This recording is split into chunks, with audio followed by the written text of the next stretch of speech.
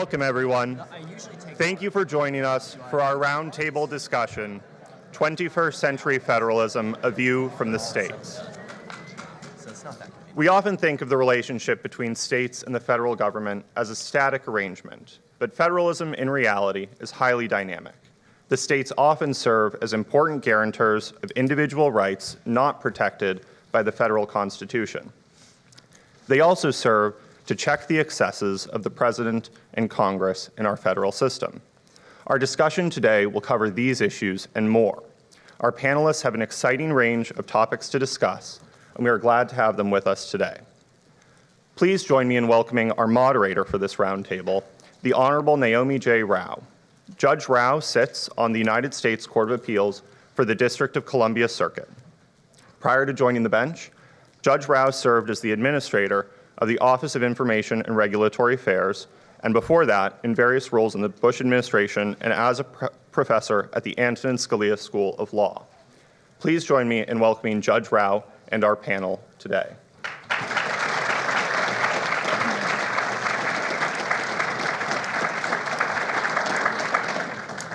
Thank you so much for that introduction, and thank you to the University of Virginia's Federalist Society for inviting me.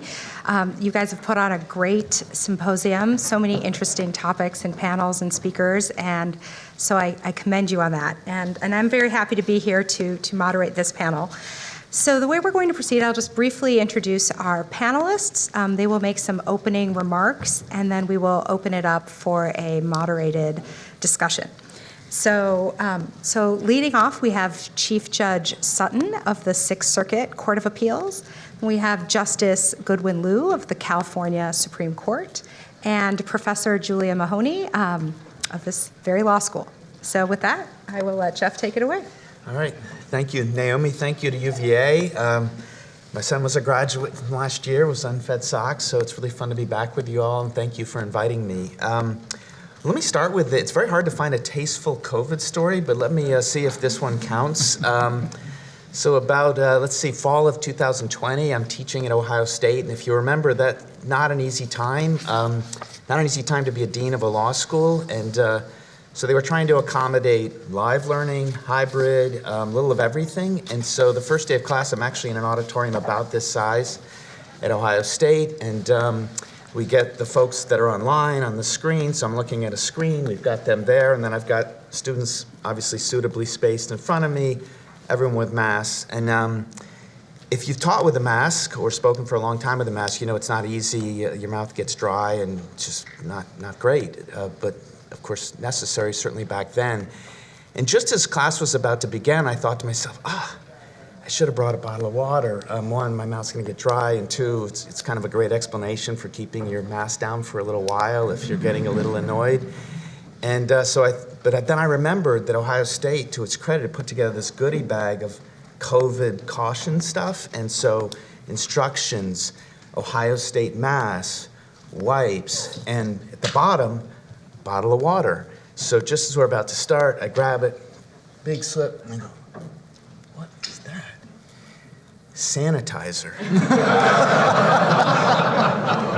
So to my credit, I did not spit it out on the people, a little bit in front of me. And then I'm thinking to myself, 7th grade science, is this one of those poisons you extract in one way or you dilute it? This has got to be a dilution situation. So I don't tell the students what's going on, right? It's first day of class, drop period, who takes a class from somebody who drinks sanitizer? So I calmly walk out of the class. Amazingly, for all their precautions, they'd left the water fountains going, and so I was able to drink, get back in, never tell them, 2-hour class, and let me just alert you here, I think you don't need this alert, but this taste does not go away until like a very long meal, and so for 2 hours, really awful taste. And then some of you were going, well, there was a silver lining, right? You just had this big shot of high alcohol, content, And what's not to like about that? Well, I'm not a scientist, but let me just tell you, there must be two different types of alcohol. This has none of those properties. It just tastes really bad. So congrats to UVA for getting a really smart speaker to start things off. So I want to just help open it a little bit by just thinking about state courts, states, state constitutions, federalism, through just a few lenses to get us started. And so one would be career, and I was not able to hear Governor Youngkin's remarks yesterday, but I was thrilled to hear he was really pushing state government as a place to go, because that's where I already wanted to start. You know, my biggest break as a lawyer was becoming the Ohio SG in the mid-90s. It may be true, as one of the professors said in the last panel, that it might not be as prestigious to go to Columbus as it is to DC. I'm really not sure that's true, because I guess it turns on how you define prestige. If you define prestige as actually getting something done, I would say going to Columbus or Richmond actually is more prestigious.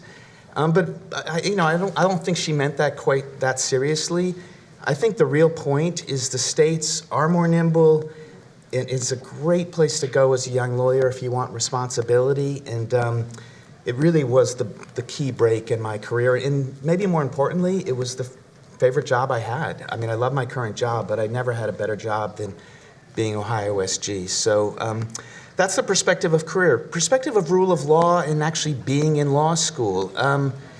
It's the rare law student that doesn't have some idealism in going to law school.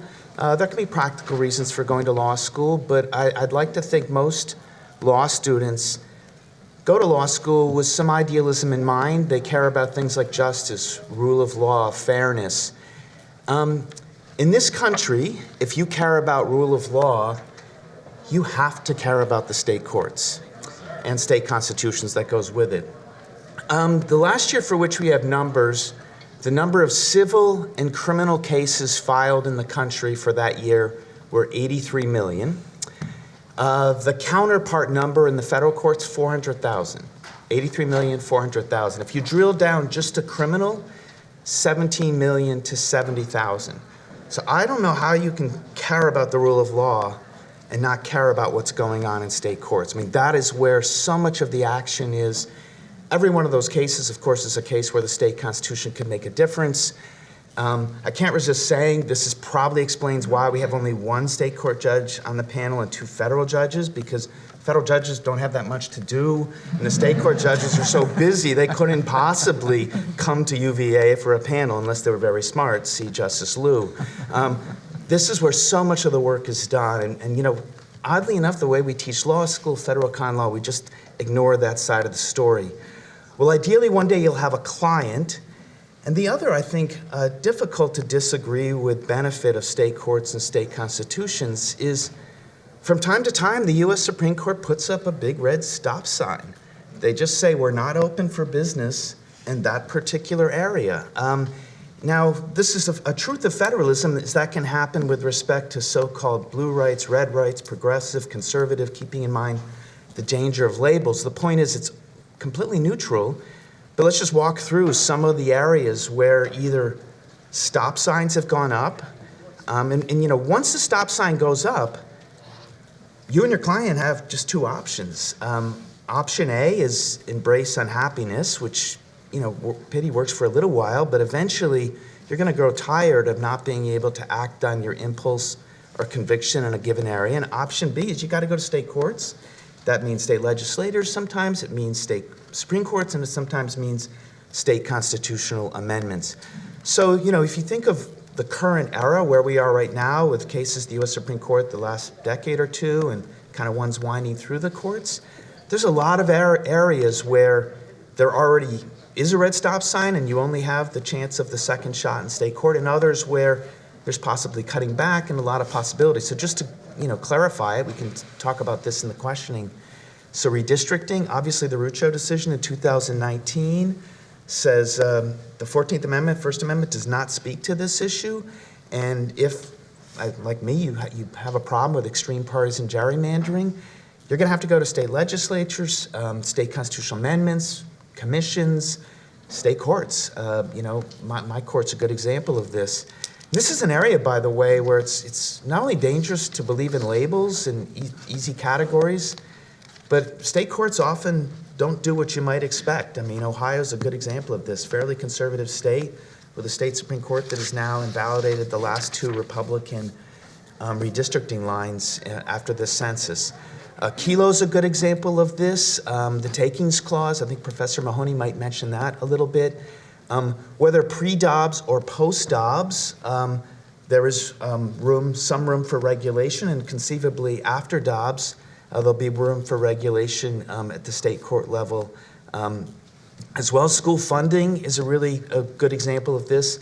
Anyone that cares deeply about property rights, even outside of the takings, so for example, impairment of contract, licensing, economic liberties cases. Economic liberties cases, since Williamson versus Lee Optical have been a tough hill to climb in federal court. It's been climbed some, but not a lot. Not necessarily true in state courts under state constitutions. Judge Willett has a great decision that illustrates that. So the next point is, I guess I'll call it the scholar theoretical perspective. How is it or why is it that a state court could take a different path from the U.S. Supreme Court? So U.S. Supreme Court puts up a stop sign, we're not open for business in that area, and the state court says, well, we are under a comparably worded, sometimes identically worded state guarantee. Well, I don't really have the authority to impose a homework assignment on you, but just so you know, I'm doing this for free, so I think as a matter of conscience, you should. And it only takes 5 minutes. So tonight, if you want to wait, maybe tonight's not a good night, maybe tomorrow night, I want you to understand what you're going to read. And so tomorrow night, just 5 minutes, just pull out Article 1 of your state's constitution or the constitution of the state you're planning to practice in, and you'll just be blown away by reading Article 1. So Article 1 in almost every state constitution is where they put rights. Professor Amar pointed out the states at the founding, a lot of them had Declaration of Rights. By today, they all have Declaration of Rights, what they're usually called sometimes Bill of Rights. And you'll see there not just many of the familiar provisions from Bill of Rights and 14th Amendment, but you'll see a lot of unique ones, and then you'll see a lot of ones that say free exercise, but has a right to conscience. So right there, different words, different meaning, and more words, often more meaning. History, culture can often be a great explanation for a state court to chart a different path. I mean, think of states like Utah, Rhode Island, Maryland, Pennsylvania, all founded by religious dissenters. It would be really strange for them not to think of that history in construing their free exercise clause and potentially construing it in a more muscular way than, say, the U.S. Supreme Court did in Smith. Probably the biggest, and I think I'll end here because I don't want to go too much beyond my 10 minutes, but probably the biggest area is just fundamental disagreement between state court and high court, but I would point out very legitimate explanations for disagreement. Why would there be legitimate explanations for disagreement about constitutional guarantees, state, federal? One would be a lot of the words we fight the most about in court are written at a very high level of generality. What process is due? When is a search unreasonable? What speech is free? I mean, those kind of general terms demand disagreement. They don't. It would be incredibly odd, it seems to me, to have them all mean the same thing for the whole country in 51 constitutions. So that's one good one. Here's an even better one. This applies in half the cases. Judges, appellate judges in particular, take methods of interpretation seriously. We're not perfect. We don't always follow them consistently, but we do our best, and we do care about it. And for all the labels out there about constitutional interpretation, I would basically say federal con law cases break down into just 2 categories. On one side, you've got formal, fixed meaning, textualist, original public meaning, roughly. On the other side, more fluid, more evolving, more informal, more purposivist. That basically is all of federal con law. Why is it worth identifying that? Well, if the precedent at the federal level happens to be a more formal, let's say originalist precedent, and you happen to be arguing in an informal court, a court that embraces living constitutionalism, is less textual, you've just established that the federal precedent is presumptively wrong, right? If they take methods of interpretation, they should think it's presumptively wrong.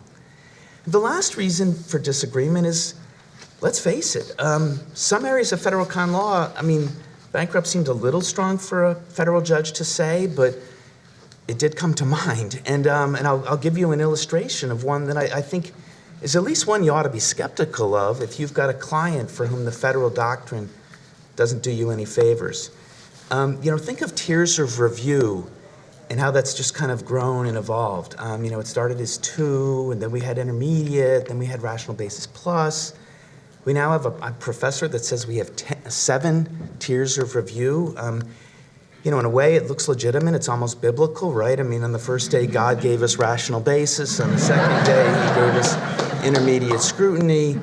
But at some point, the tiers of review don't seem to have any close, and we ought to acknowledge it. And it turns out there's a lot of other options. There's balancing. There's class legislation, which was the model in the 19th century. So it seems to me that there are often some really good explanations for getting the court to chart a different path. My last point is, how is all of this good? How is federalism, independent state court interpretations of state constitutions, good for federal con law? And I think that's actually really important.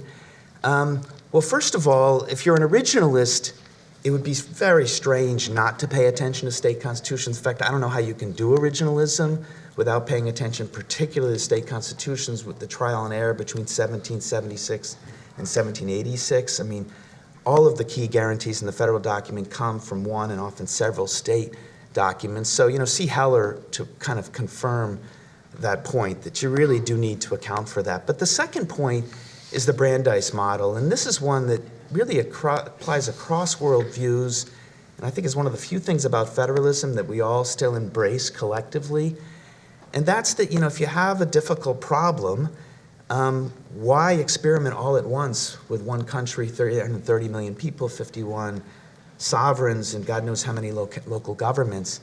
Way better to let a smaller territory government do the experimentation, and if it works, the idea can spread. And occasionally, the idea doesn't spread because there's no one good answer. When Brandeis was speaking, he was speaking of state legislators as the laboratories of experimentation. And another way to think about Brandeis's insight is we ought to be doing the same thing with federal con law. That instead of a top-down model, we race to DC, winner take all. I mean, it's really great when it happens and you constitutionalize something you really love, but it leads to a lot of resentment when the opposite happens. And by doing ground up the way we do legislation and do ground up for development, particularly of, constitutional interpretation of very general terms, or worst of all, substantive due process, it does seem to me a ground up approach is going to improve the US Supreme Court decision. It's going to lower the resentment because a lot of states will already be doing that. And the odds are probably a little higher that you're going to get to a good outcome. And I think the Brandeis model leaves one other possibility, which is one I wish we would embrace a little more in America circa 2022, which is uniformity is in everything. There are a lot of areas right now of public policy where there's a lot of very legitimate reasons for taking a different path. And one virtue of federalism is it allows local governments, whether state or cities, to embrace one approach to something without imposing it on their neighbors. And I sometimes think we've lost that message. So thanks for inviting me, and I can't wait to hear Justice Liu.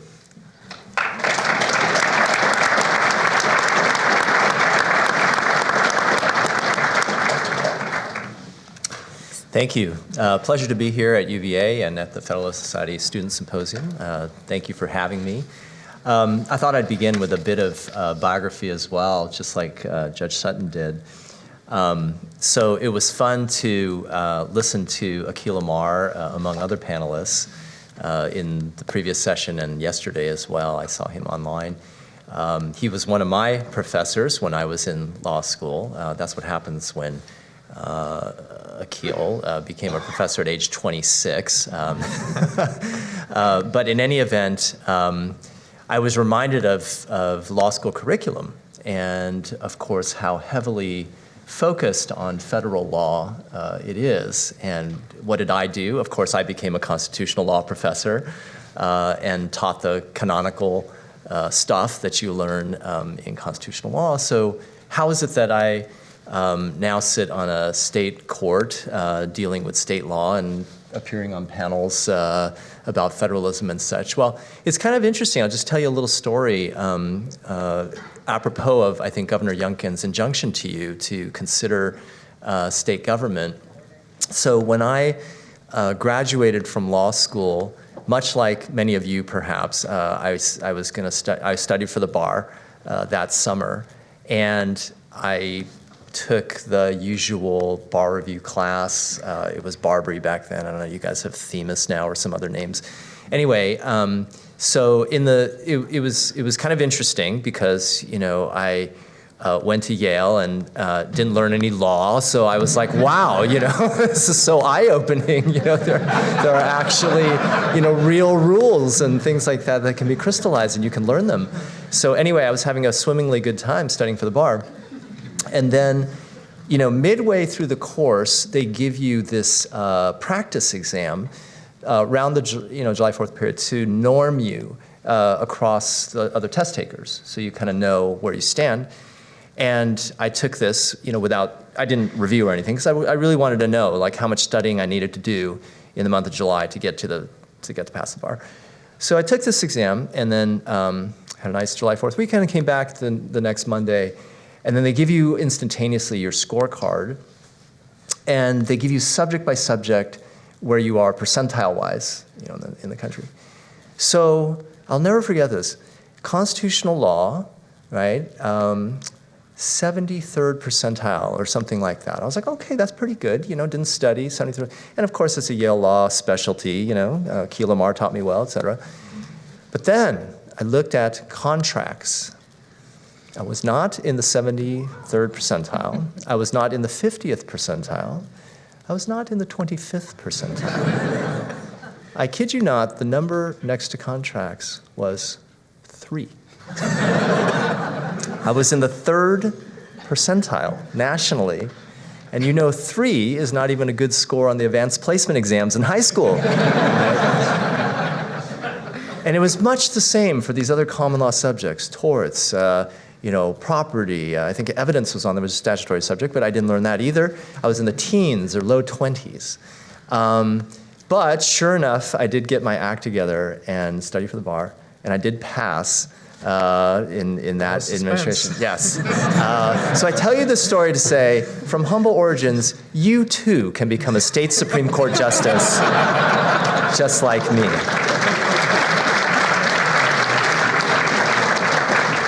But it's a funny story because, you know, it is indicative, actually, in a certain way of how we are educated. And I'm sure your scores will be better than that. But nonetheless, it's an orientation, right? And it's taken me kind of a little journey to kind of get to this point. So what I want to do is just make a few comments and save the rest really for discussion, but just to situate, you know, the way in which this conversation enters the picture kind of intellectually across time. And it's impossible to talk about this subject without kind of going back 45 years to Justice William Brennan's article in 1977 Harvard Law Review about individual rights and state constitutions. Some of you will know this article because it is one of the 10 most cited articles of all time. And you should note that it was only 16 pages long. So those of you who are in law review, take note, 16 pages, right? One of the most impactful 16 pages, actually rivaling one of the Holmes articles, I think The Path of the Law, 22 pages or something like that, also very well cited. So anyway, a lot of words to ideas ratio kept to a very low number. But Brennan's article was a call for state courts to step up essentially on the enforcement of individual rights against what he saw as the retrenchment of the post-Warren U.S. Supreme Court retrenching on certain rights. And so the article, definitely had a certain valence to it. It was politically liberal. It was about maximizing individual rights protections, and it was unabashedly, it unabashedly cited, 36 dissents that Justice Brennan himself had authored in various individual rights decisions, and he was basically saying to state courts, would you please take a look at these issues in these cases anew under your state constitutions? And by the way, I wrote 36 dissents, in this. So I think this thesis has always had a little bit of, induced a little bit of skepticism because of this significant work, tilting this issue in a liberal direction and thinking of state constitutionalism as essentially kind of like a one-way liberal ratchet, right? And then that led to a bevy of scholarship and judicial kind of head-scratching about, well, what is this? Like, is this just kind of, a stalking horse, essentially, for liberal individual rights maximalism? Okay. Well, I think, Jeff's work, among others, but I think I really do want to credit Jeff with being just a tremendous intellectual force in this area. Those of us who are consumers, actually, of books like his really get a lot out of it. Is helping us think about this in a much deeper and more historically accurate way, which is to say that state constitutionalism and the role of state courts is a structural feature, right, of our constitutional order, and not necessarily, a tilting one way or the other. And what I want to say about this is, if you just think very instrumentally, if you were an individual rights maximalist, and I think Jeff's book teases, original book, the 51 Imperfect Solutions book, teases this out, just think about, is it the best strategy, right, to go straight to the U.S. Supreme Court with, all your favorite rights, as opposed to thinking, and he poses this in the context of the exclusionary rule, as in addition to the school funding cases, is less more, less from the federal level opens up more ability for states and locales to handle these things, because when you federalize things, you can get quite watered down versions of what you were hoping for. You take a federalism discount because the US Supreme Court is wary, right, of imposing a single solution, and so you get under enforcement of certain kinds of rights. In the context of the exclusionary rule, one might argue, and not just Jeff, but scholars like Bill Stuntz and others have argued about the hydraulic mechanisms, right, between rights and remedies. If you increase a certain remedy, you'll get a cutback on the substantive rights, right? Because a remedy is seen as so severe that you don't want to trigger it in as many instances, right? So, these are very nuanced kinds of determinations. So going straight to the Supreme Court, not always the best thing. Secondly, even if there is going to be a national solution imposed on a particular kind of problem because, it calls for it, state constitutionalism and perhaps federalism more generally is a way of pacing that process, right? We have seen this in a whole bunch of different areas, but percolation, right, of arguments, refinement through that process, the political effects, right, of getting people used to certain kinds of ideas, right? We can debate things like, for example, the same-sex marriage decisions and how they progressed, right? But that is perhaps an example, of how pacing occurs. For some people, it's too fast, people, it's too slow. But in any event, you can see how mechanisms like that, right, kind of create a timetable for change, right? So that's important to think about. And then third, perhaps what comes out most clearly in the kind of revamped thesis, as opposed to Justice Brennan's version of it, is that this need not either be politically liberal or conservative, because, individual rights is not really a conservative or a liberal notion. We think of Warren Court individual rights as somewhat liberal, but today, I think the First Amendment, the Second Amendment, the Fifth Amendment, takings, or in some people's views, economic due process, some people view these as somewhat conservative notions. And federalism, as far as these structural precepts go, should generally be agnostic towards whether it's liberal or conservative in these ways. It's a structural feature that is meant to create a process through which all these rights can be discussed and acted upon by the various courts.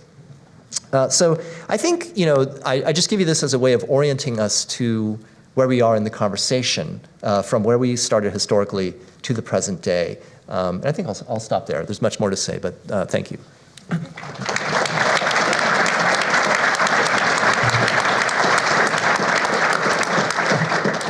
Thank you. Thanks very much to the Federalist Society for organizing and hosting this symposium on the Federalists versus the Anti-Federalists, a subject that I regard as both timely and timeless, and for including me in this roundtable discussion of 21st century federalism.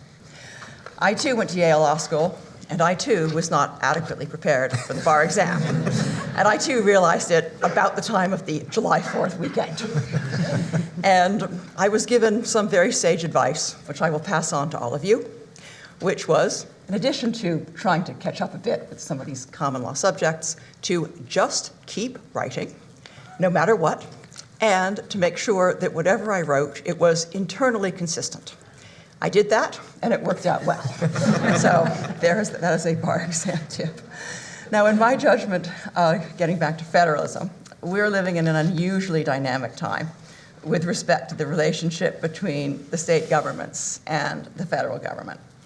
And I am watching developments right now in several areas, which my co-panelists have touched on a little bit, but I'd like to go into a bit more depth. Watching several areas with particular interest. First area of interest concerns property rights, specifically the respective roles of state courts and federal courts in adjudicating takings claims. In Nick v. Township of Scott, decided in 2019, the Supreme Court overruled its 1985 precedent, William County v. Hamilton Bank, under which many takings claims were treated as unripe until the property owner had unsuccessfully sought just compensation in the state courts. The theory was, apparently, that the Constitution only addressed property rights deprivations when compensation was found to be lacking. The aggrieved property owner could, to be sure, petition for Supreme Court review of the state court determination, but in a 2005 case, San Remo Hotel v. San Francisco, the Supreme Court made it clear that, in general, preclusion would bar the property owner from bringing a subsequent action in the federal courts. This quickly got referred to as a catch-22 for property owners, and eventually the Supreme Court addressed the situation in Nick, holding that a property owner may immediately resort to federal court without having to first seek compensation in state court. In my view, the outcome in Nick v. Township of Scott is very much of a piece with other property rights decisions that we've been seeing from the Roberts Court, which taken together can be understood to signify that property rights will no longer be neglected, or maybe I should say will at the very least be somewhat of a less neglected constitutional right than they have been in recent decades. But this development, of course, raises a host of questions. With respect to Nick, it's clear that the court has now expanded the role of the lower federal courts in the area of takings claims. But it is as yet unclear how these federal courts are going to handle the possible influx of takings claims. There are a number of hard and important questions relating to, among other things, the respective competencies of state and federal judges. We ask these questions a lot, of course, in the area of all federal constitutional rights, but they have, I think, particular complexity in the area of property rights, which are, of course, largely, but not entirely, the product of state law. And there are, of course, a lot of questions about the prudent use of the resources of the federal courts. As Jeff noted, there are a lot more federal judges a lot more state judges than federal judges, right? State court cases just dwarf federal court cases, and so how are federal courts going to ensure that their resources are deployed expertly. There are, of course, abstention doctrines, but the abstention doctrines that are now in existence seem, at least to me, to be a somewhat poor fit, and so there will be questions as to whether these doctrines will be applied, or whether perhaps the federal courts will craft special abstention doctrines in the area of takings. Second area of interest also involves property rights. This one relates to the limits of government power to exercise eminent domain. Eminent domain has been viewed as a inherent property of sovereignty. You see eminent domain power exercised at all levels of the government, federal, state, and local. You also see eminent domain power delegated to private entities, most prominently utility companies. In the wake of the 2005 Supreme Court decision in Kelo v. City of New London, one of the most unpopular decisions in the history of the Supreme Court, the action shifted to the states. Justice Stevens, author of the Kelo majority opinion, had said in both his majority opinion in Kelo and also later on in public speeches responding to public outrage after the decision was released, if you don't like this, you can always resort to the political process. And so a number of people did. Most of the responses, shout out to IJ, most of the responses were at the state level. So we saw a lot of state laws and also some amendments to state constitutions. But dissatisfaction remains. A lot of these measures at the state level, including a lot of amendments to state constitutions, have been criticized as being anemic, as having enormous carve-outs for, among other things, blight.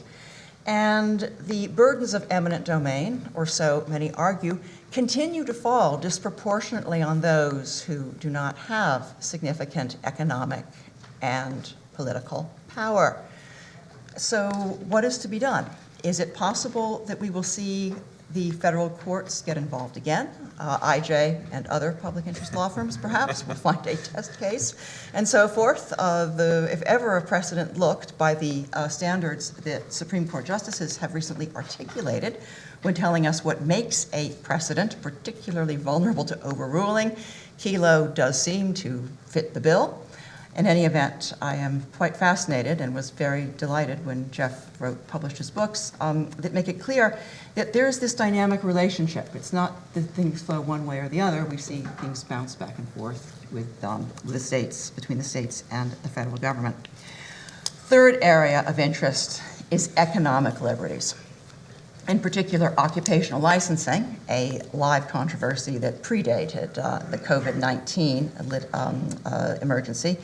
And of course, when we think about economic liberties, thinking about the government responses to the COVID-19 emergency, which has of course generated an enormous amount of litigation at the state and federal level. And we think, of course, about what are the limits to government power at the federal level, and of course, the limits of the police powers of the state and local governments. The greater solicitude that we have been seeing for property rights suggests to me that the so-called New Deal settlement, under which, roughly speaking, by the end of the New Deal era, it appeared that courts were going to get almost entirely out of the business, or at least they claimed they would get almost entirely out of the business, of overseeing bread and butter state economic and social legislation. And so we had, in 1955, Williamson v. the Optical, which Jeff just mentioned. We had the year before Williamson v. the Optical, Berman v. Parker, an eminent domain case where the court, a unanimous Supreme Court, per Justice Douglas, said that public use is pretty much coterminous with whatever the legislature thinks might be a good idea. I mean, sure, there might be an exception if there was some blatant corruption and so forth, but it was pretty much about as close to being a rubber stamp as I think the court has ever gotten. So one result of that, of course, is that in trying to get some kind of economic liberty claim into federal, and it is common for litigants to resort to other constitutional claims, in particular the First Amendment, through the operation of constitutional hydraulics. the race is on to fashion claims, and we have seen a great deal of this in the litigation over government responses to COVID-19, to not come into court and say, look, there are limits to the police power. Sure, they can respond to the COVID-19 emergency. This is a pandemic. But they can't do the following things in terms of closing down businesses. But we don't see those sorts of arguments. Instead, we see things cast as First Amendment claims and so on and so forth. I've been interested for a long time in whether or not the growing solicitude for property rights would spill over into economic liberties in general. And I've been particularly interested in this as I've seen state constitutions, interpretations of state constitutions, show a greater consideration, more openness for economic liberty claims. In the area of property rights, we have seen interpretations of state constitutions turn out to be influential in the Supreme Court when it comes to interpretations of the federal Constitution. And so I am watching carefully to see if we will have things along those lines. And finally, I am thinking, of course, a lot about the Dobbs case and about what the landscape of American federalism may look like after Dobbs. Should this court uphold the Mississippi law at issue in Dobbs, we will see a great deal of activity on the state level. We already have state laws poised to go into effect.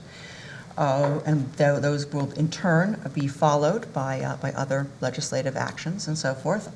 State legislatures, I believe, are very likely going to have to take abortion regulation a bit more seriously, in the sense that state legislators will not be able simply to play to their bases. They will have to think carefully, and they will have to, I suspect anyway, draft statutes quite a bit more carefully. The Mississippi statute at issue in Dobbs does have some robust carve-outs, or some fairly robust carve-outs for maternal health, significant fetal conditions incompatible with life, et cetera, but not all statutes do. These will, I suspect, also be followed by additional cases. I do not believe that the Supreme Court is going to be able to get out of abortion cases altogether. I believe the Supreme Court can reduce its abortion docket by paying greater attention to standing issues with respect to abortion litigation. But I do think we have to be ready and think very hard about the likely follow-on cases, that we will certainly see challenges, I think, to abortion laws, as applied challenges, at the very least. And there are also on the horizon, I think, challenges to abortion laws that are grounded in the conviction that at some point in pregnancy, the fetus does become a person for constitutional purposes, for reasons that have been well articulated by John Finnis and Robbie George and others. The moral force of these claims, I think, is likely to resonate with a significant portion, maybe even a majority, it's very hard to know, of the United States electorate. So anyway, I have talked, I think, for long enough, so I will stop now, and I very much look forward to comments and questions.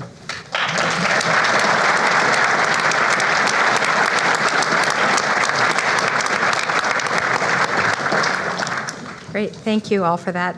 I was just thinking that I guess I'm lucky to be on this panel because I don't live in a state, and I work on a circuit that doesn't oversee any states. And I guess I am grateful that Jeff considers it to be 51 perfect solutions, but perfect solutions. So I guess I get counted in DC that way. But so I also I clerked here in Charlottesville for Judge Wilkinson, and I think that was a real education in federalism, just living in the Commonwealth of Virginia itself, where people take federalism relatively seriously.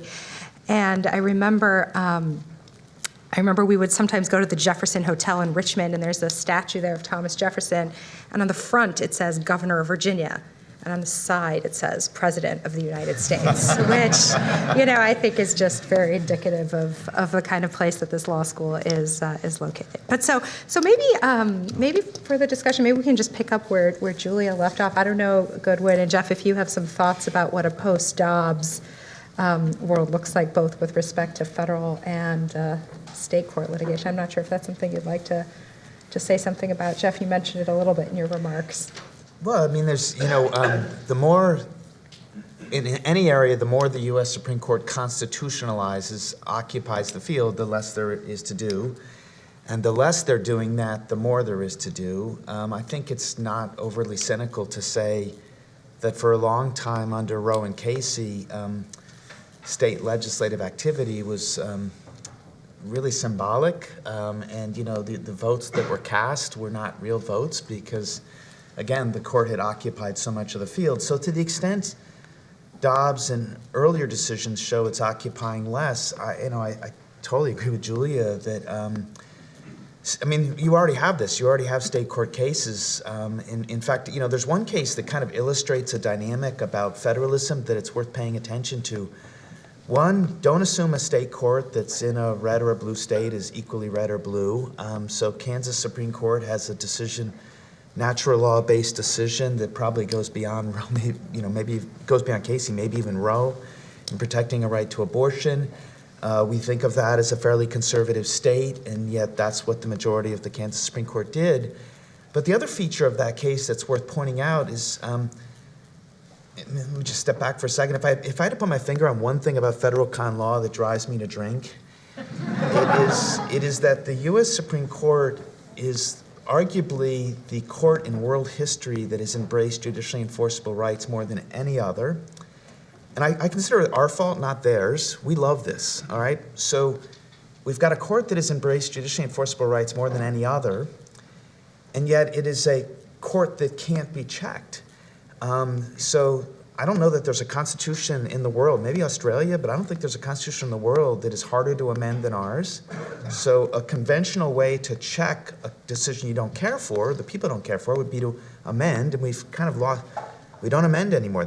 We used to do that, we don't do that anymore, and it's the 3/4 requirement. And the second option would be to replace the judges, and that's very difficult to do with life tenure. It's just a game of chance. And so we have this really strange combination, which I frankly think is not sustainable, of a court that embraces judicially enforceable rights more than any other, and yet you can't check it. That is conspicuously not the case at the states. And it's one reason I am such an advocate of state courts as the first responders, the initial voice in the dialogue about when we innovate rights to deal with new norms. And so I mention this in connection with Kansas because Kansas, after its Kansas Supreme Court wrote this decision under the Kansas Constitution, there's now an initiative. Oh, actually, I'm not sure it's an initiative, but there is now going to be a constitutional vote, I think this fall, whether the Kansas Constitution should be amended to check the court decision. Now, I'm not taking sides, believe it or not, on that issue. I'm trying to make a different point, that the people have a little more authority there. And one reason experimentation at the state court level is a safer idea than at the federal level is there's so many checks. If they get over their skis too far, the people can respond. At the federal level, they just can't. And I bet Goodwin agrees with me on this, and Naomi as well. The longer you're a judge, the more you focus on risk of error. And the risk of error at the U.S. Supreme Court in constitutionalizing is very, very high. It is not nearly as high at the state level, which is a reason I think state court judges, I don't want to say liberated, but have a little more flexibility. So I also think it'll be really interesting what happens in state legislatures. You could see some state legislatures in conservative states kind of going full bore, protecting a right to life, but then seeing political consequences they've not seen before. And that could lead to forms of compromise. And if there's one thing I think that's really missing in this area, and believe me, I know I'm speaking to a lot of people with deep convictions about this issue, and you have deep convictions about something, compromise sounds like you're compromising, say ethics, for example. So I really appreciate the point. But we still do live in a democracy, right? And we live in a world where it's pluralistic, and we really do have to respect. And sometimes compromise is the only way to deal with really, really difficult issues. And this has been a difficult issue. How can you say it hasn't been for 50 years? So maybe more compromise occurs, and maybe there's more stability, and maybe there's less resentment. I won't add a whole lot, except to say that maybe this question is a good vehicle to illustrate actually some of the structural precepts that we've been talking about. So, just speaking from my home jurisdiction, California I believe, already recognizes a right to abortion under the state constitution. And I'm fairly certain that our legislature will have some reaction if the court rules as Professor Mahoney suggests it might. So yes, I mean these state level responses are in the offing. I would also point out, apropos of Jeff's suggestion to you to go read a state constitution, that if you read the California Constitution, you will see that it expressly protects a right to privacy.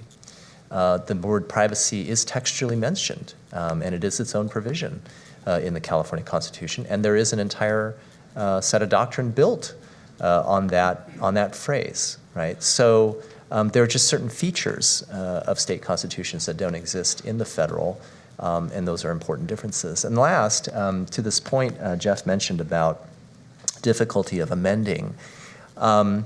It's a good entree to perhaps maybe you're interested in some of this conversation about differences between state judges and federal judges in terms of electoral accountability, as well as the easiness to amend the state constitutions.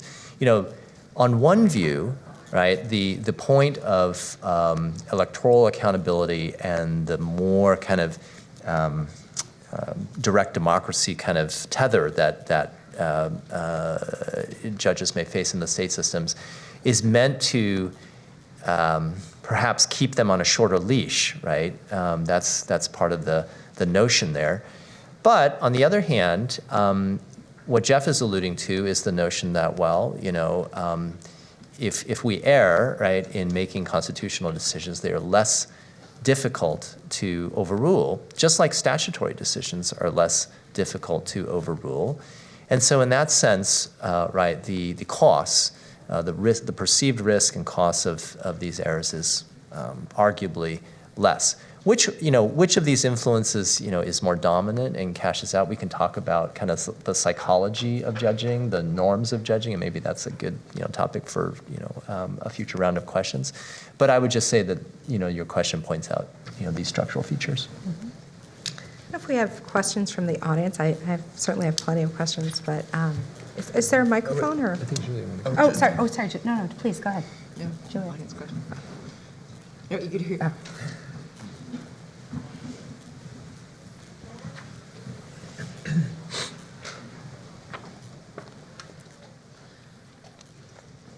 Hi. Sorry. Hi. Thank you very much for being here today. So commentators have usually characterized the relationship between federal and state law by saying that federal law is interstitial to state law. Given the ever-expanding scope of federal regulation, do you think that that characterization is still true today? Well, I'll just jump in, but real quickly. I mean, if a national government can do everything, there's not a lot of room to fill gaps. There are no gaps by definition. And one of the things that I think is, it doesn't prove what's right about the Commerce Clause, but one of the things that just so surprises me that we don't consider when we have Commerce Clause cases and we're debating whether the Congress has this authority is we think of it just in the sense of the law they're proposing. And so, if it's a pandemic-related law or it's a law designed to deal with this problem or that problem, and so we very quickly shift to, should we nationalize that policy? And that's a healthy debate, right? Should it be nationalized or should we have local variation?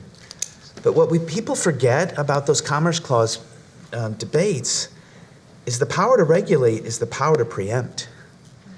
Once you say they can regulate an area, they can wipe out everything in that area at the state level. And so so even put it to the side of the constitutional, think about it from a wisdom perspective of Congress. You really have to think twice before you decide this is our area, because it means if it is your area and the U.S. Supreme Court upholds it, a later Congress can come in and not just do something similar to what you did, but they could actually flip it and nullify everything at the state level. And I feel like we should, every time you say power to regulate, the power to preempt should go within 5 words, because that's really important. And I think I take your question to be, is with the growth of The federal government, growth of federal agencies, there's less room to experiment. It's undeniable.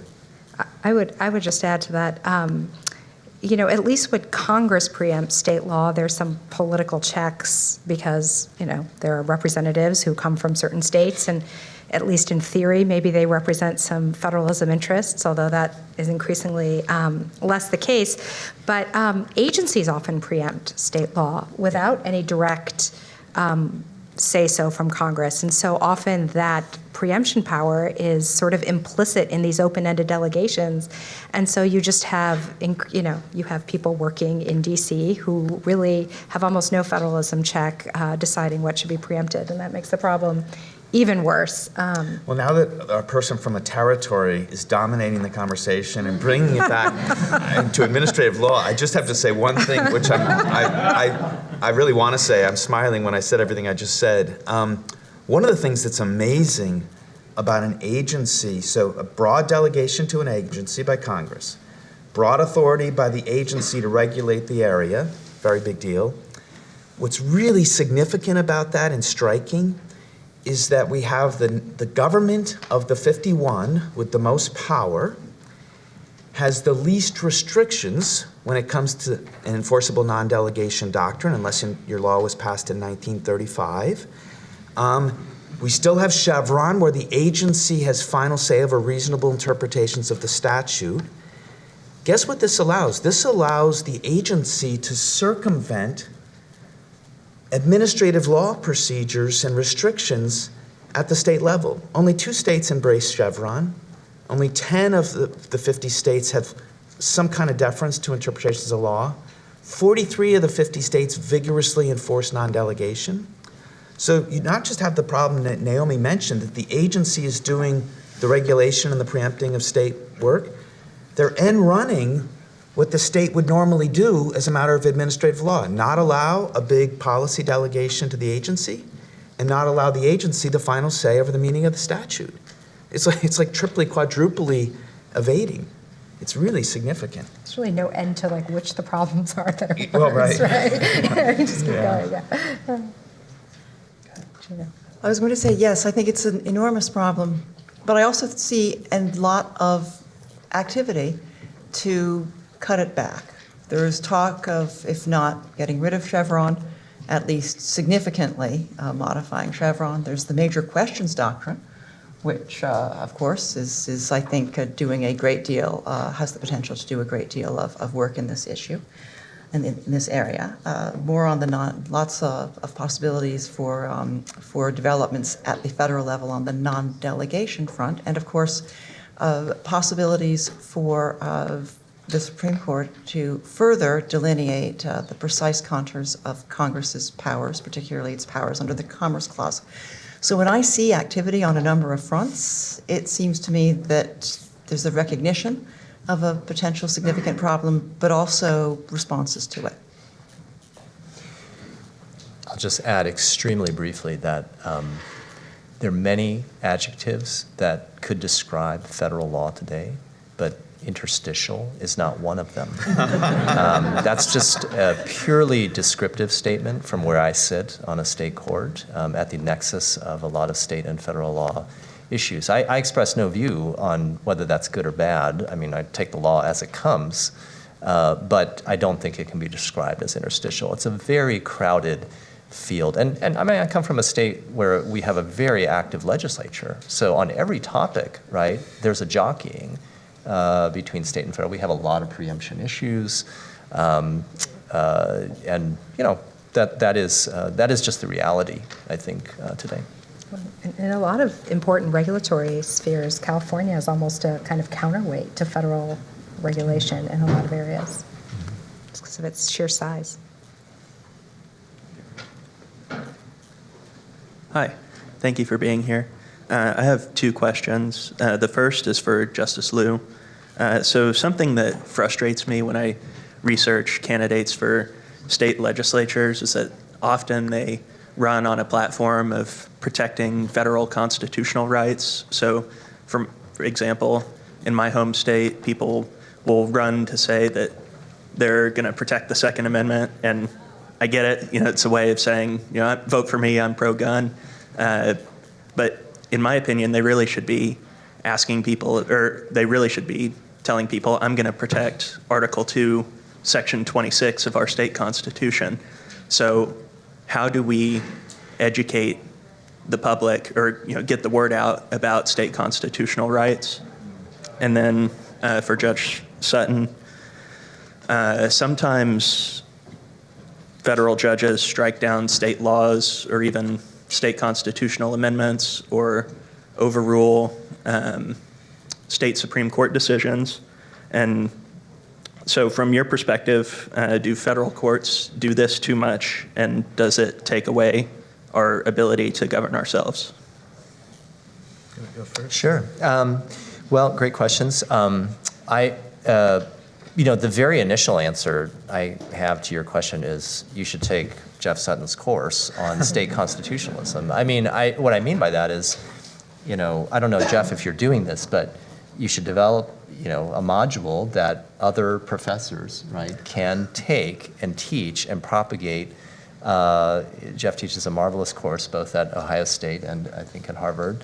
And this is not part of the regular curriculum, and it begins really with all of you. I mean, if the people of the profession, right, don't know this, how can we expect the general public to know this? And I mean, there are many critiques, including in, the works of folks here about just lawyers not knowing, their way around the law because this is not the orientation that we've been given in our legal education.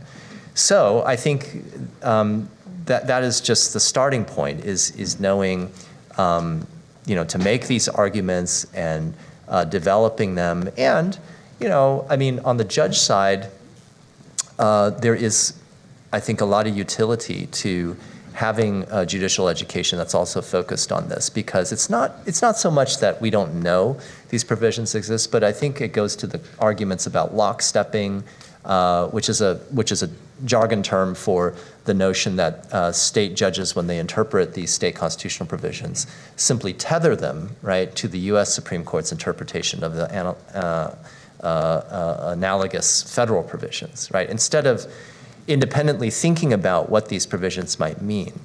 And this, I'll just say, as a matter of kind of professional orientation, is just the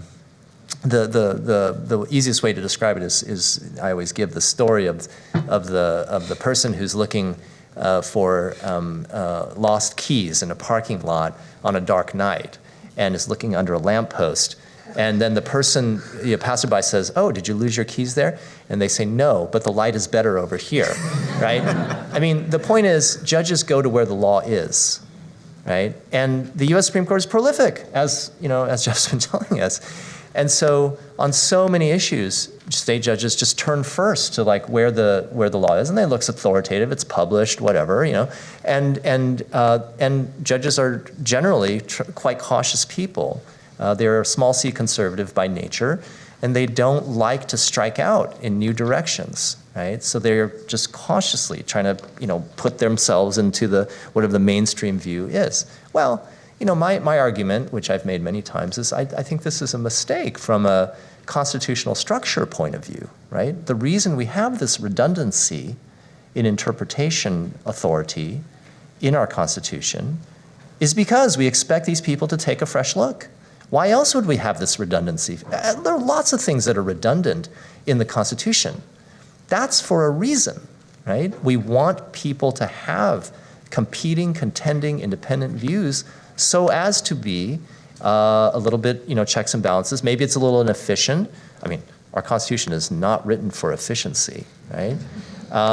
So to take this redundancy seriously means, I think, to have these kind of independent looks, which requires, I think, to your question, a change in orientation about norms, and that's quite hard to achieve. But it's through having more forums like this. I'm the only state judge here, at this conference, right? I mean, Joan Larson was going to join us. She was a state Yeah, I judge. should have mentioned that. Yes, Yeah, yes, Judge we miss her Larson. presence. Yeah. But that's indicative in a way. I'm not saying but next time you have the conference, consider might there not be if not 50-50, some sort of balance between the state and the federal, indicative of the nature of this discussion. Yeah, I mean, in a word, I do think the footprint of the federal courts is too big. The question is where and why. One reason I think we all write is, even though we have day jobs which require a lot of other writing, is to kind of make sure we're being consistent across the way. And in this new book, Who Decides, the first 4 chapters are all on this issue. And the one thing, if you're an originalist, the one thing the original public meaning I think is clear is judicial review is appropriate by federal judges. It didn't take John Marshall, it didn't take Murray versus Madison, it didn't take the election of 1800. If none of those things would have happened, we would still have judicial review in this country. And that's because of the state court decisions interpreting the early state constitutions. It was accepted. The one other lesson, though, at the same time we federal judges do have this authority, it's really clear that they were careful about it. It wasn't the fair presumption of constitutionality. It was actually duty. You have a duty to strike, when there's a superior law constitution, you have a duty to strike the inferior law. But they were very careful about a conflict. And for those of you skeptical of constitutional avoidance, boy, that technique was used a lot by the state courts. So, John McGinnis, who you heard last night, has this article, Duty of Clarity, which says using principles of interpretation, you ought to have a clear rule that emerges that shows that there really is a conflict where the superior law has to be recognized as a matter of duty. I just wonder, maybe we've gotten a little away from that. But the hardest question for federal judges today, and a very hard question for originalists, is originalists have this double problem that their 1789 original public meaning was not honored, and suddenly a 1961 decision is sacrosanct. That's fixed, right?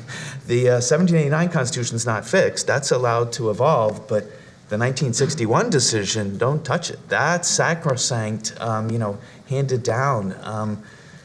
So that's tricky. And one way, I think, to deal with that, Justice Thomas has a clear approach to it, but it also has one vote, and I don't know how many more it's going to get. But one way to think about the problem of subtracting or adding rights that aren't in the Constitution, and when do you correct the problem, is paying attention to the states. And there's some federal constitutional rulings that have held, and you really do have 3/4 of the people, so it's kind of like a non-prejudicial error at this point, because there really would be 3/4 support for it, which is the thing that's been evaded, 3/4 of the states.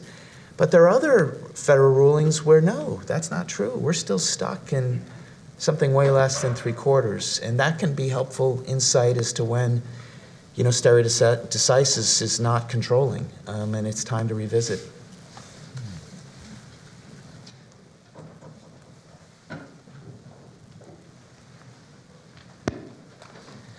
Thank you all for coming today. So my question is relating to, it seems that a theme of much of y'all's discussion on property rights versus Second Amendment rights relates to striking down state action against an individual citizen, which sounds great to many of us. However, not all of us are libertarian.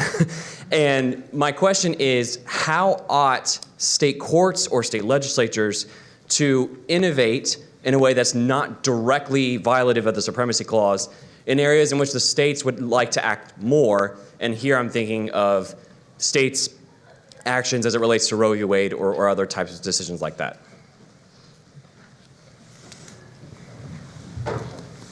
Well, I think we're going to see that for sure. And we're going to see, I hope, more sophisticated and honest and substantive public discussions about the possibility that there are often 2 lives at issue with abortion regulation.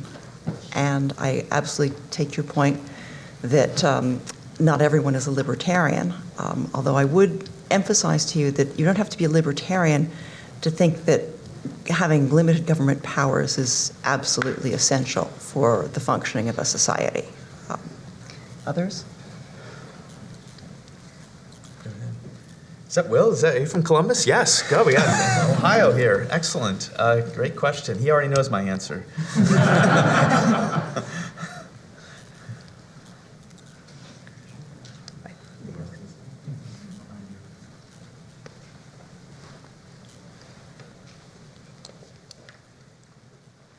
First of all, thank you so much for giving us your time. My question specifically is for Judge Sutton when you were speaking about the Supreme Court putting up stop signs, essentially, and how we need to go to state courts and state legislative systems to try to deal with that.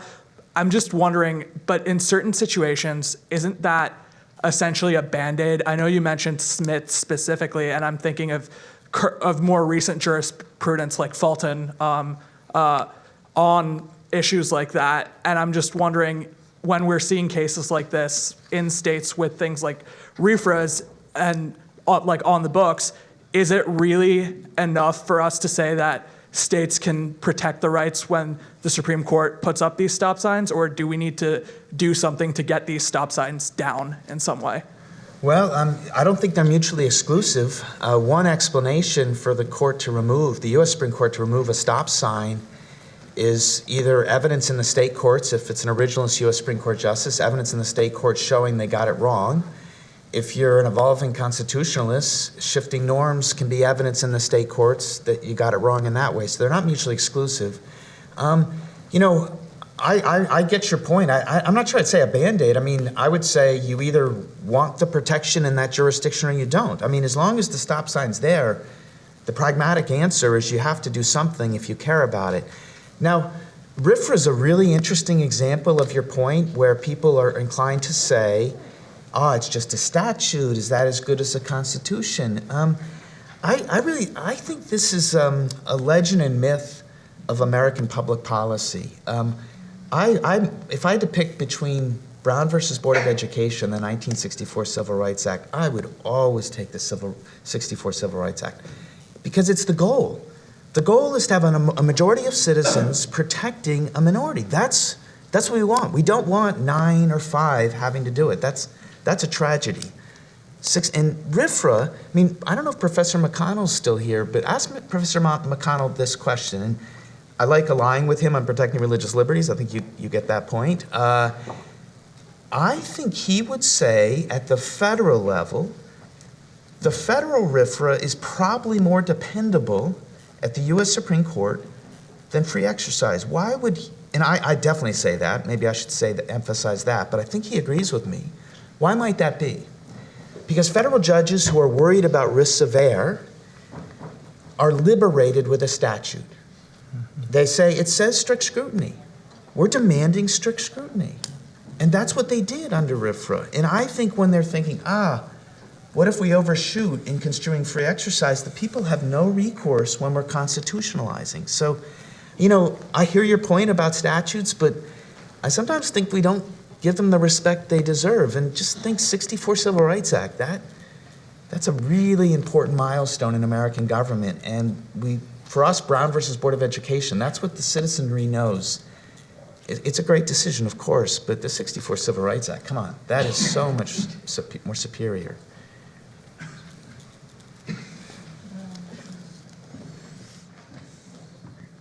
So all this talk about state Supreme Courts kind of being functioning as laboratories of democracy brings me back to particularly Michigan v. Long, where the Michigan kind of went out and did that with respect to Terry stops, and the Supreme Court said, well, the Supreme Court redefined what it means to have an independent state ground in a way. So the bottom line is, are we worried that if states become a little bit too out of line with SCOTUS, that SCOTUS will start fundamentally restricting how much discretion state Supreme Courts have to define their own state constitutions? And furthermore, does that kind of give legitimacy to why we need to turn to legislatures and statute rather than state Supreme Courts at first impression? Thank you.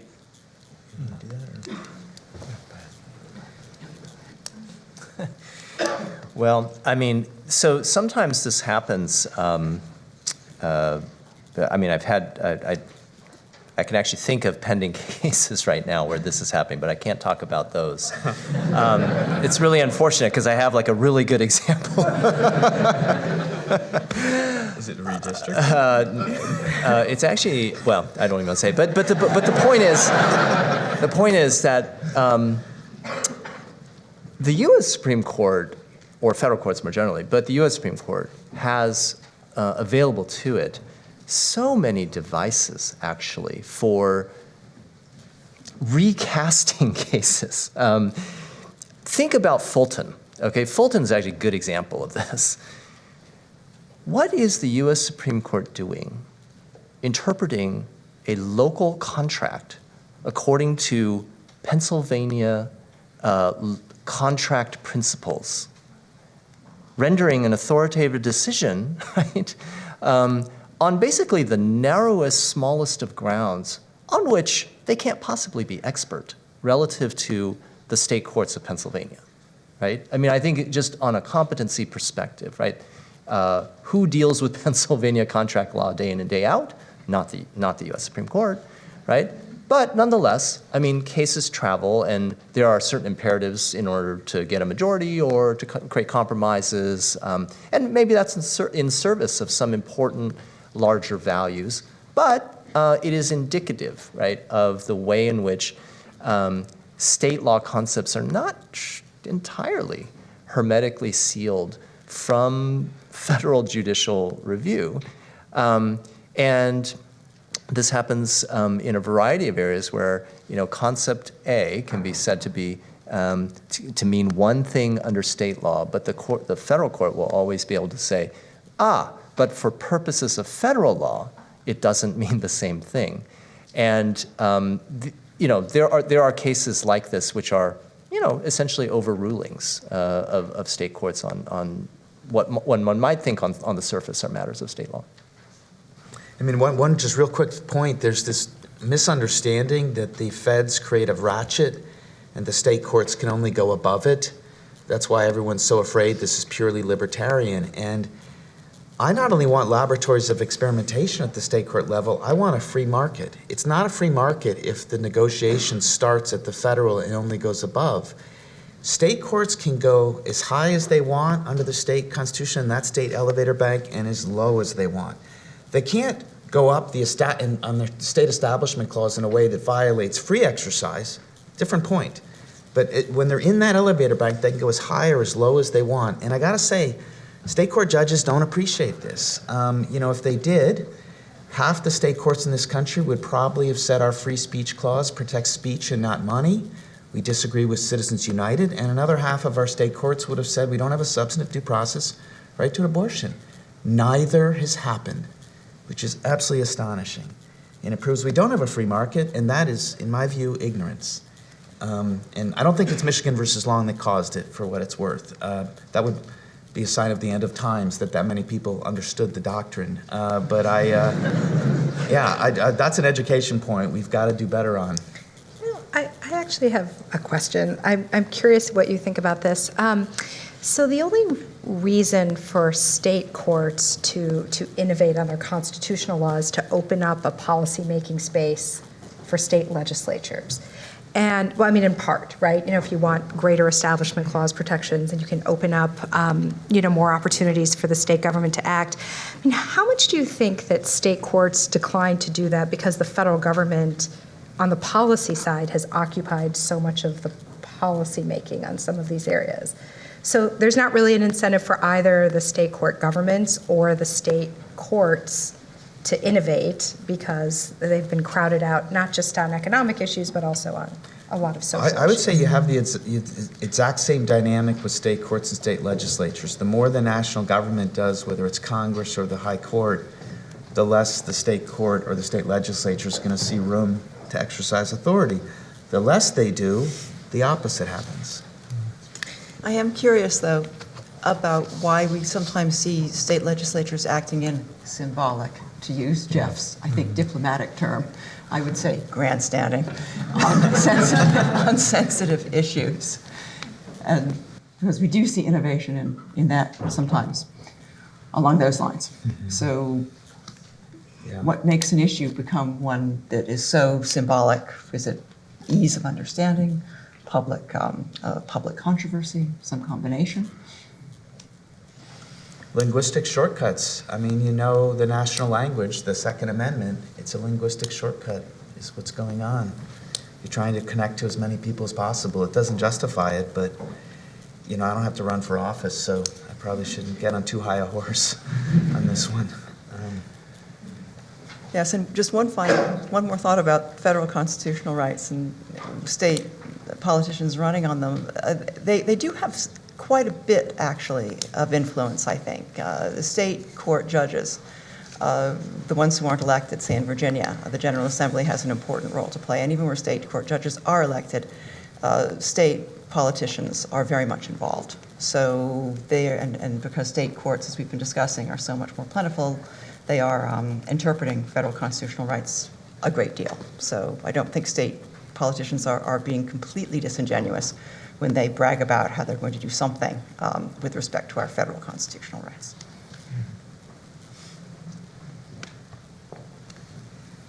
Thank you all for being here. My question stems from Chief Judge Sutton's boiling down of the law to kind of two interpretive areas, with one, original public meaning broadly, and then second, more of a fluid living constitution model.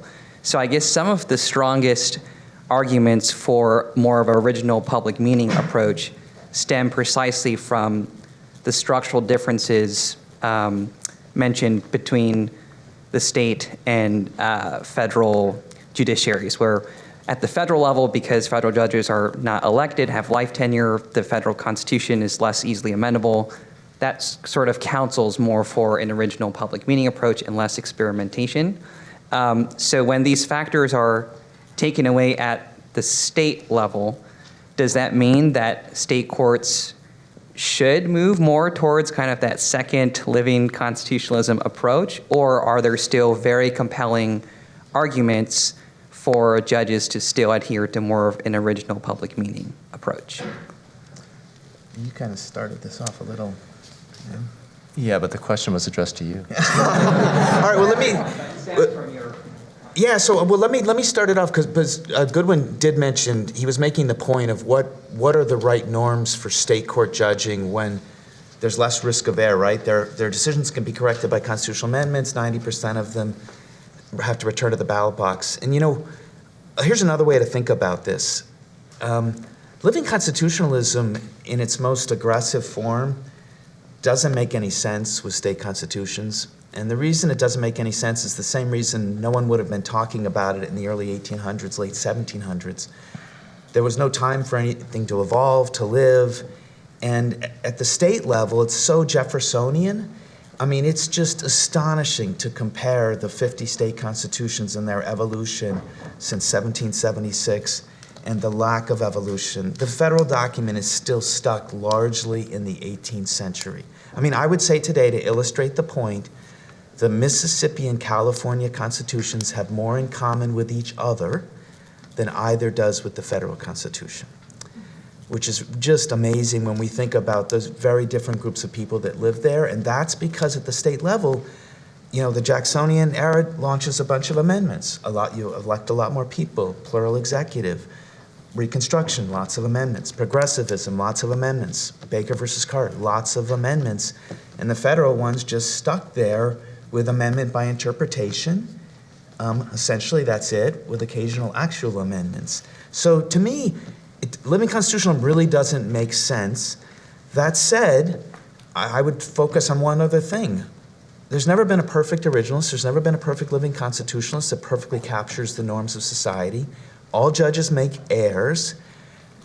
You should be a little more comfortable making an error as a state court judge. So I don't think it liberates you. I do think when you're really in a close place, I personally, as a federal judge, would err on the side of democracy. Don't really screw this up. I don't think I would feel quite the same way as a state court judge, because there are a lot of corrective mechanisms. I really like this question, and I'm going to answer it in a slightly tangential or higher level in a way. many of you are probably interested in clerking, and I guess I'll just say that one interesting thing that I've learned, this is my 11th year on the bench, believe it or not, just been a blink of an eye, but people sometimes ask, what was it like, transitioning from being a professor to being a judge? And as a constitutional law professor, of course, I was very steeped in all of these debates and very interested in them, and I would sit where you're sitting and think of them as so fascinating in terms of how we should actually think about the work of the courts and whatnot. I will tell you that the primary sensation that I have from actually sitting in office is the highly limited relevance of these debates. I hate to burst your bubble, but the highly... you to wait till the end of the segment. In this sense, I mean, not that they're not interesting and not that we shouldn't study it. Of course we should. We should all be very careful students of constitutional history. That's why we're here. But from where I sit, I'll just tell you, in the mine run case, there is so much precedent to contend with. There is so much that, I mean, frankly, we're a lower court when it comes to many of these issues, right? Federal issues. And so there isn't any impulse to decide whether one is an evolving constitutionalist or originalist or whatever. I assure you that the 7 members of my court do not think in these terms. Like, this is not part of the mindset or vocabulary of how cases are decided or how things are interpreted. So anyway, that's just a very pragmatic point about everyday judging. Everyday judging is judging that is in an incredibly crowded thicket of law, straight up law. Forget about these theories, right? It's just law through and through, which is good. I mean, I think it's good because judges are not theorists, nor should we aim to be. The other point I'll make, this is specific to state constitutions, which is also kind of gives you a sense of orientation, is that state constitutions are very crowded documents. And I noticed that Jeff's admonition was that you read the first article of your state constitution, because if you read past the first article, you likely will be kept up late at night, or you may fall asleep, one or the other, right? Just to give you my little thumbnail, I typically think of these state constitutions as having 4 kinds of provisions, right? The first kind is what some people call legislation in constitutional garb, which essentially provisions that are code. They're just statutory code, but they've been rendered constitutional because it's fairly easy, actually, to constitutionalize measures at the state level. The examples I like to give are, there is a provision of the Alabama Constitution, Amendment 492, which is about the sale of catfish. It's a marketing provision about the sale of catfish. There's a provision of the Florida Constitution, Article 10, I believe Section 21, which is about limitations on the confinement of pigs during pregnancy. I don't think this is what John Marshall was talking about when he said it's the Constitution we're expounding, right? But this is the reality. Actually, if you go down the California Constitution, there is a whole bunch of stuff that is, it is constitutional in the sense that in the hierarchy of laws, it occupies the highest rung, and it is accorded that status when it comes time to interpret. But it certainly does not habituate state judges, right, to thinking about these broad stroke issues. It habituates us into thinking about, our documents as ordinary law, right? The other 3 kinds, just to give you the taxonomy, at least as I think of it, are there are state-specific, number 2, there are state-specific provisions, right, that don't exist in the federal. So I mentioned the word privacy, for example, in the California Constitution. There are many state constitutions that mention things like rights to education, which is the font, right, for these school funding lawsuits and others that there is no similar textual hook in the federal Constitution. Third kind would be analogous language between state constitutions and federal constitutions, but the state provision has distinctive state history. that distinguishes it, even though textually similar, is meaningfully different because of state history. The example I'd like to give is the jury guarantee in the Sixth Amendment, right, which has been interpreted by the Supreme Court not to extend to petty thefts and misdemeanors. But if you read a very intelligent decision by the Maine Supreme Court, it plumbs the history of the same language in the Massachusetts Constitution, of which Maine used to be a part, right, and says that, yes, it actually does cover misdemeanors, according to this very specific state history, right? And then the fourth kind is the analogous provisions between federal and state, for which there is no state-specific history or meaning to be attached. And actually, this to me is the most interesting bucket, right? California, for example, has an equal protection clause. It actually postdates the federal equal protection clause. And I cannot say that there is any state-specific meaning of equal protection in California, which then raises the interpretive conundrum of... Are you guys doing tiers of review? Please say no. Well, I mean, that's a great question. We do have tiers of review, but they're not exactly the same, right? They're not exactly the same as the federal ones. But as I always tell my constitutional law students, you know, the tiers of review, I'm a little bit Posner-esque in this domain. If you read Posner, you know, he'll tell you this is all garbage. But I mean, you know, the point is, watch what courts do, not what they say, right? They say one thing, but watch what they do, what they actually do under the standards, and you will understand what kind of review they are applying, right? Strict scrutiny is sometimes strict, sometimes not, right? But forget the labels, right? Look at what they actually do. So anyway, in this last bucket, I think that the interpretive conundrum arises of what should state courts actually do in giving meaning to this? Should they lockstep? Should they not? And that's actually I think the fertile debate. But so my long-winded answer to your question is, I don't actually think that in practical effect, people, you know, everyday judges really think in these terms. I'm not sure I agree, but do we have time for one more question? Yeah, maybe one more question.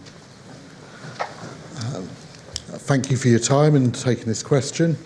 With the division that exists in this country right now, and with people mooting topics like national divorce, what is your thoughts on reverting to maybe a version of dual federalism which incorporates the incorporation clauses as a means for that to progress and potentially allow for citizens to choose states which will guarantee their liberties versus those states that may not guarantee their liberties in much the same way? I'm saying that as a refugee from California, for example.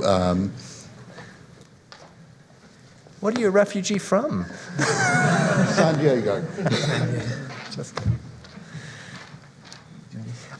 I'll just say one quick thing.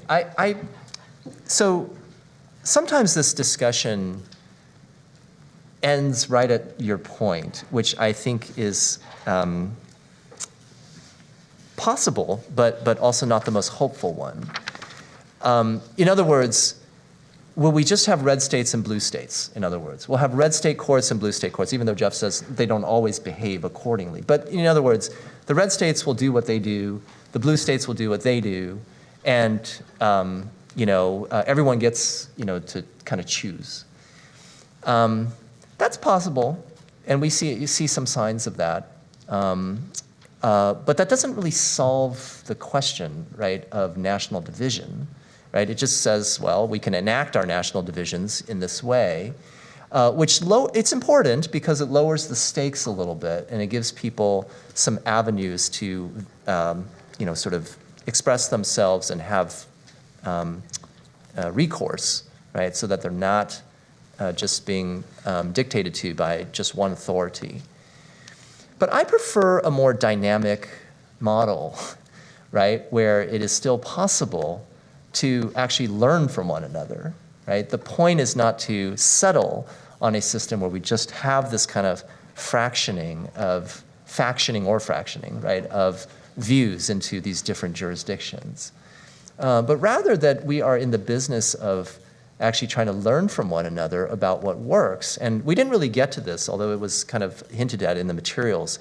But localism, right? If you think about mayors, I mean, mayors are probably some of the least partisan people you'll ever meet because they actually have to solve real problems for real people. They don't have time, right, to spend on ideology or these kinds of things.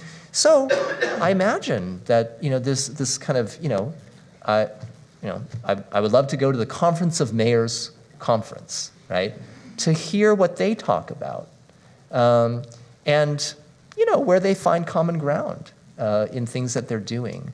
And so I just say that as a way of saying, yeah, I mean, structurally, you're right, but I hope it's in service of some more transcendent goal that can help unify the country. As I would just add, I think mayors talk about potholes and sewage, and I think that's a good thing. Identifiable benefits delivered to identifiable individuals and imminent harms to identifiable individuals prevented. I don't think we're going to have a national divorce, and I don't think there's any cause to. I actually look at Americans as being far less divided than the popular press tends to describe us as.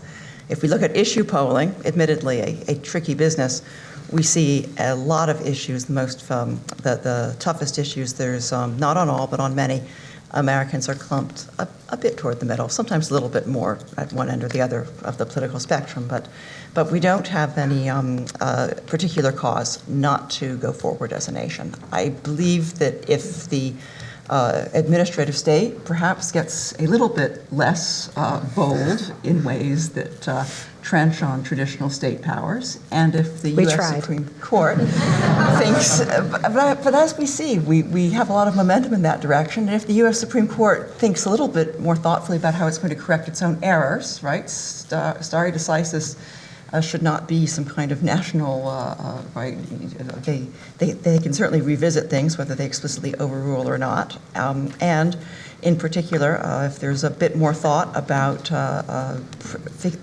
considering the contours, the limited contours of congressional powers, I actually think that things will calm down quite a bit, but we'll see.